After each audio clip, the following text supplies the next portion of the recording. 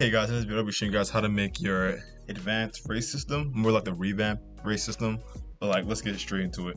So the first thing I'm gonna do here is I'm gonna show you guys like the what you guys should have down before you start it, so not the code wise. So what we have here, we only have three races, which is gonna be the human race, the demon race, and the scorpion race.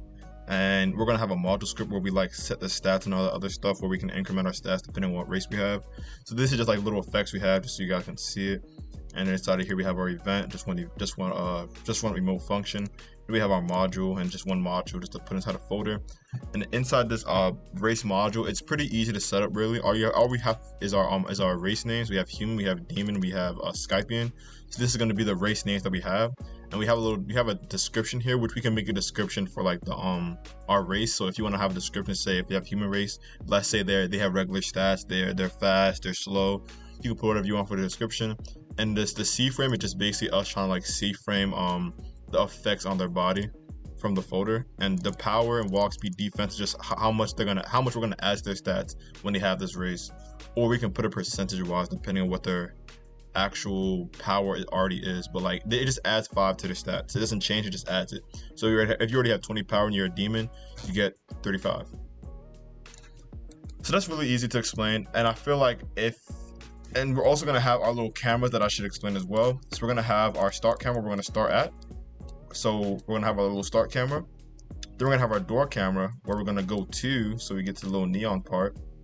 And then we're going to have our custom camera where when we hit the customization button after this tweening is done, our camera's gonna be on this customization camera, and then we're gonna C-frame our character to the character C-frame. So if you move these parts around, it will change how everything looks. So if you want your character to be somewhere on the right, you can like change this camera to look towards the right a little bit. You can like move this character part C-frame part to the right, and then it will work. So if you move these parts around, it will affect the way the code looks or how the customization actually works.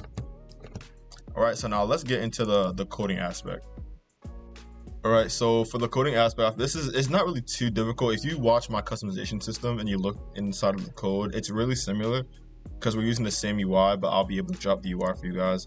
I'm not going to really go too much into the UI because I feel like that's really self-explanatory on how you want to do it. So it's going to be the UI we're using. We're just using a simple UI. We have our rerolls, we have our buy more, we're not going to use the roll affinity yet. We're just going to use a race reroll, and we're going to use the buy more and how much we have left. We're using this section of it. You don't have to worry about the face and like the affinity. But if you want to get the rest of this UI, if you go to my customization video, you can get the rest of it. So let's go straight into the code. So this is the main source of code really. This is the second main source of code. But before we go into here, let's go into the server script. So this is basically where we're going to be setting up our data. We're going to be setting up our stats. So we're just getting our services, getting the race model script we just made.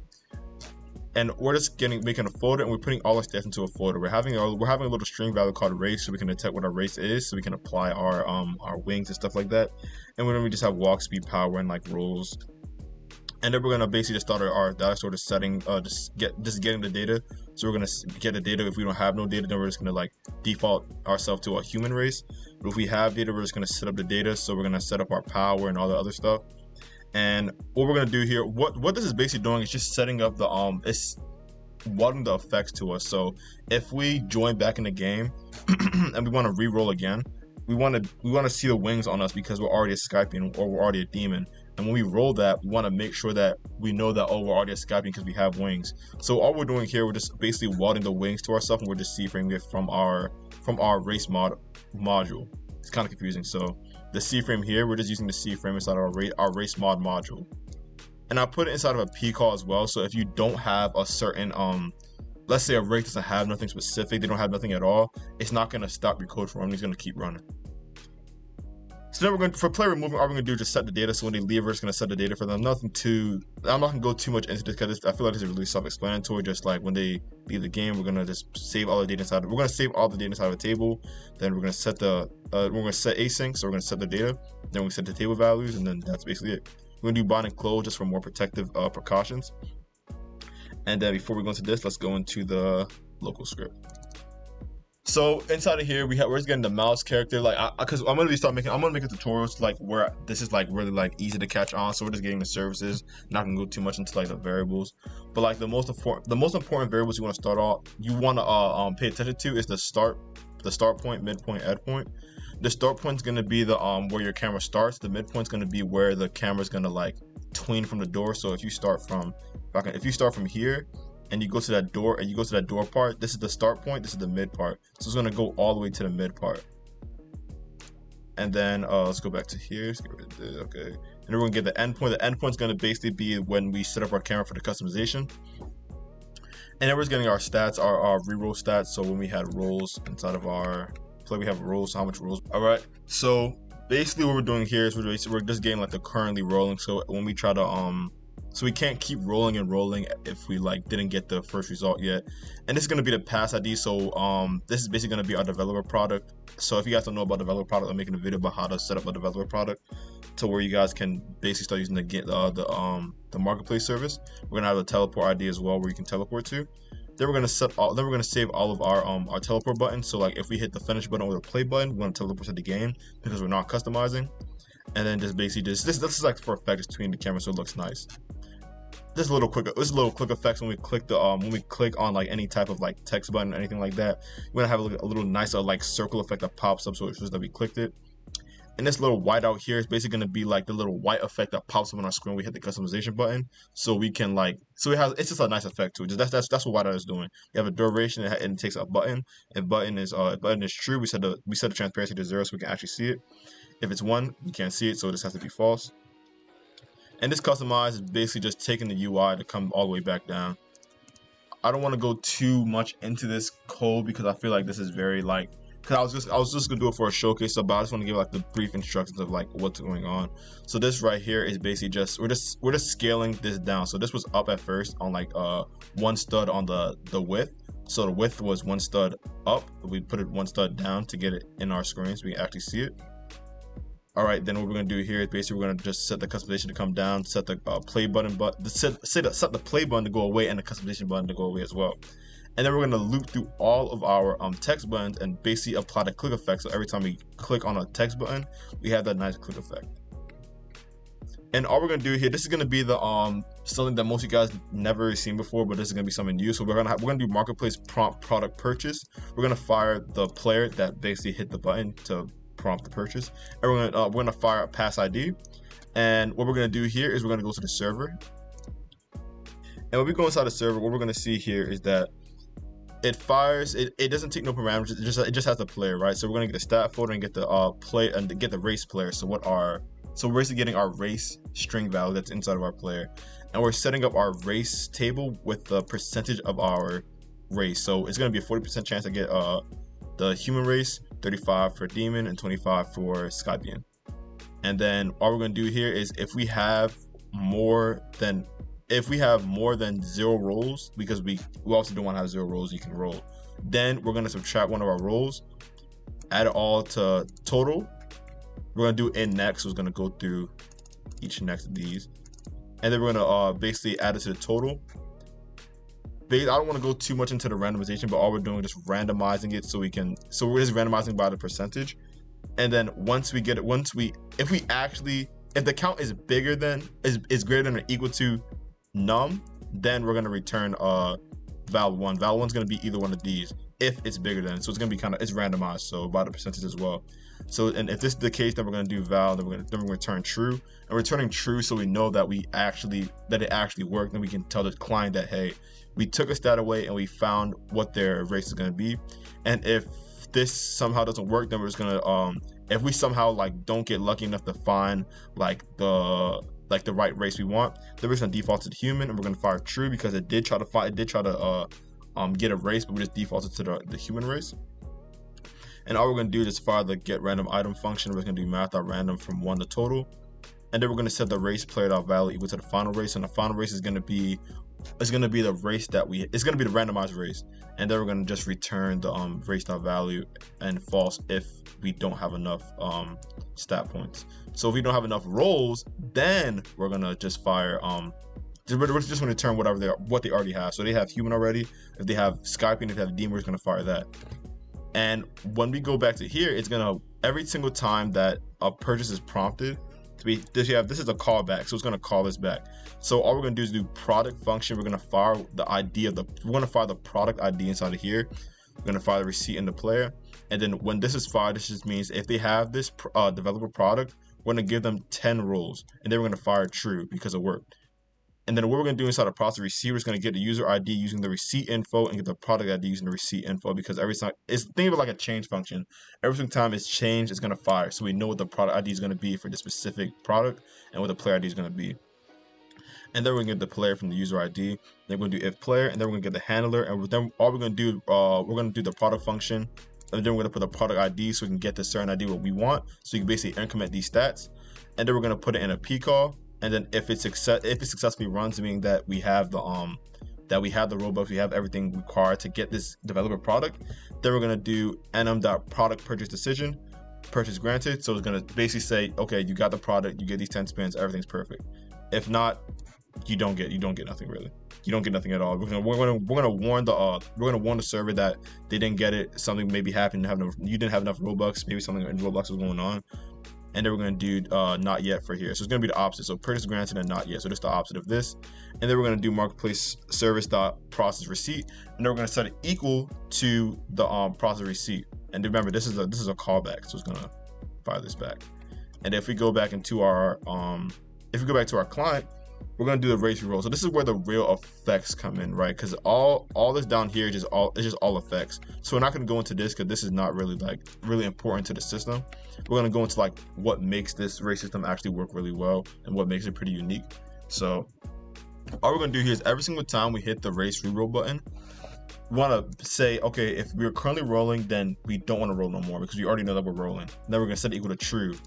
And then we're going to use local get race and secure value. So if the secure value is not true, then we're going to return n. So it has to be true in order for this to run. So if it's false, that means we're basically just saying that we didn't have enough rolls in order to re-roll. So we're not going to fire at all.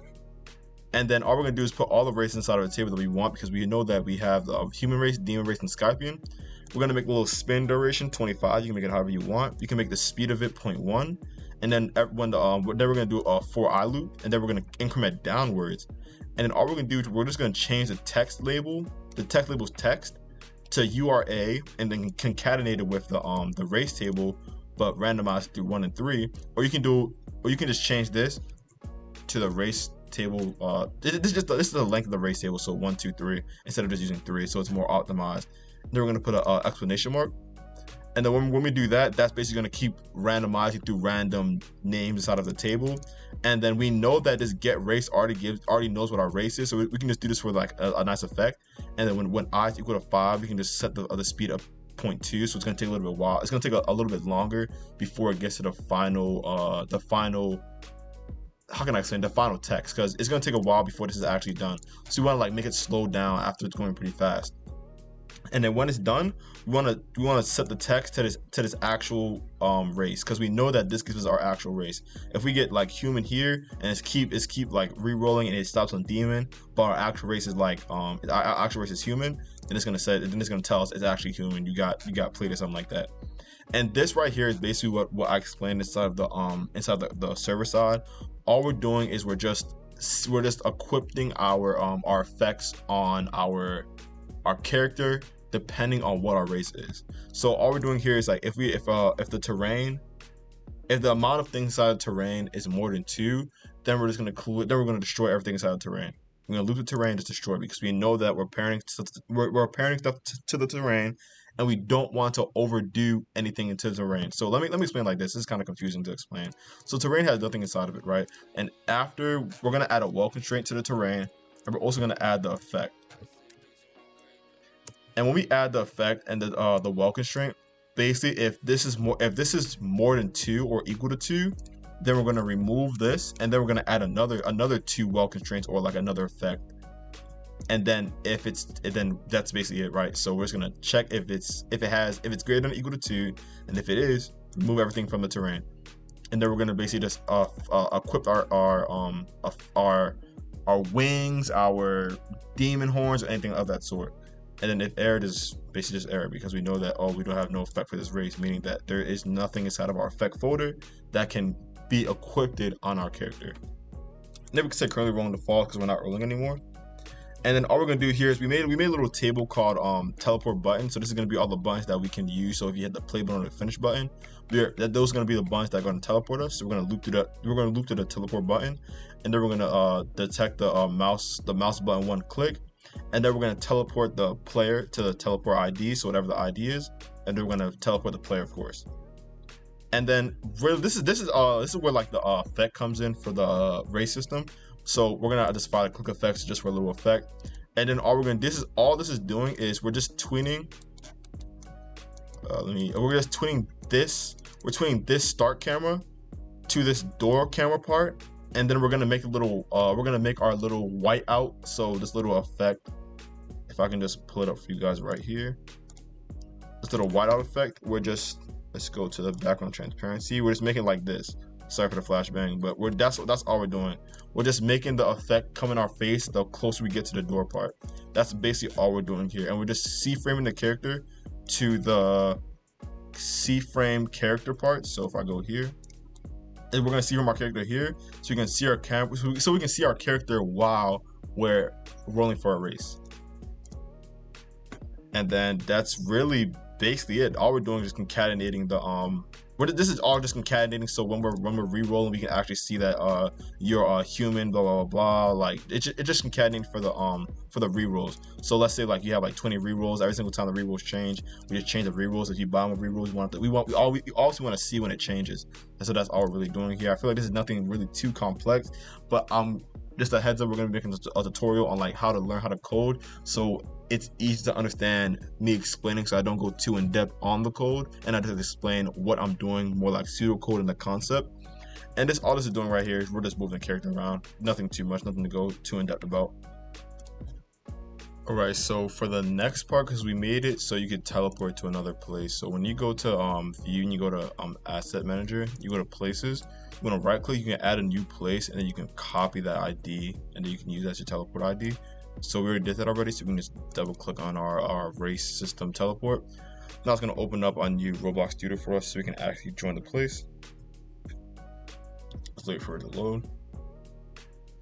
Alright, so now we're in a new place, and like it's based, all we did, we just added everything that we did. We just added everything from the other game to here. So we just added like the effects, the same thing, added the module, added the data. But the only thing we changed here is that we just incremented the values. We incremented the walk speed value. We added it to the race mod, whatever our race is, walk speed value. So if you remember, when we go back to our module script, we go back to here, we have our demon. So let's say we are a demon. We go to stats, and we're going to change the power. Let's change it back. We're going to change the power to whatever it is. So we're going to add 15 power, we're going to add 24, we're going to add 40.